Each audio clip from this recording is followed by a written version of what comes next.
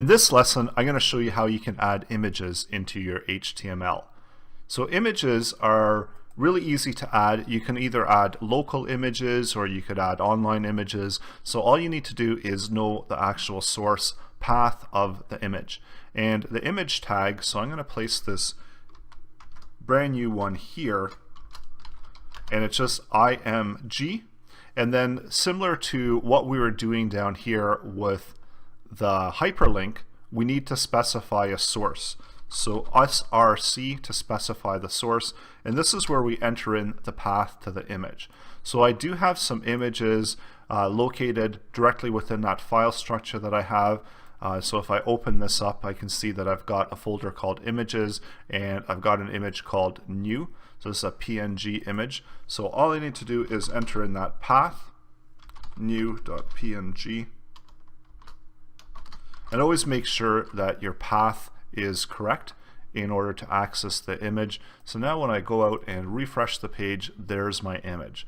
So wow, it's showing up pretty big. And within the attributes of the images, you have the ability to actually change the width, the height, and also add in alt tags. So alt tags are going to be those tags that if the image doesn't show up, it's going to show that up instead within the browser. And as well, when you hover over it, you can sometimes see that tooltip that tells you what this image is all about or what is supposed to be placed here. So that's what's contained within the alt tag. So those are additional attributes in the image. And if we go back to the source code, we notice that an image as well as the line breaks, this is a self-closing HTML tag. So all of the information that we need is actually contained within that tag itself. So we don't have opening and closing images where we've got the source of the image, because the only thing that we need to know in order to get an image on our page is the location of that image. And that's the only important factor that we need to add into so we can know that this is the image that we want to display. So there's not going to be any additional text or anything else like that, and that's probably why they designed it as a self-closing tag within HTML. So with image, you also have the ability to set a width. So you can also do this within styling, but you do have the ability to set it as an attribute within the image tag. So if I wanted to set a width of maybe 250 for this image, I'm going to show you what happens. So you have the option to set just width. You can set width and height. And the difference here is when I set width, it's going to keep those same dimensions. So our width is going to be preset, and it automatically resizes and recalculates the height. So that's one of the reasons why you might only see width set within the width of the image. And sometimes if you only have a limited space and you want to fill up that image entirely, you're going to set height as well. So although it's not required, so if I set height, and if I don't exactly get the dimensions right, it's going to lead to a more of a distorted image. So this isn't really ideal, and it's usually good to keep the dimensions the same, or if you're doing it within styling, you can do it as a percentage of the page in order to keep those dimensions as well.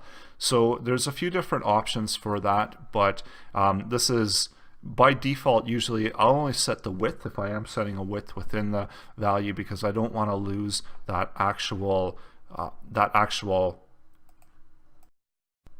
height and width ratio for the image. And then lastly, of course, there's alt tags. So these are common as well, and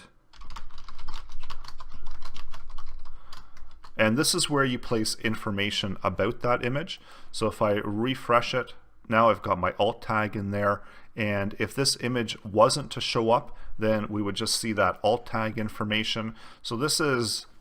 So maybe if I made a mistake on the image or something like that, we see that we get that alt tag information, as well as if the user is coming in there using a screen reader, they're going to be able to read and understand what this image is all about and what should be showing up there within the web content. So I just fixed that, refreshed that, and that's how you bring in images into your page.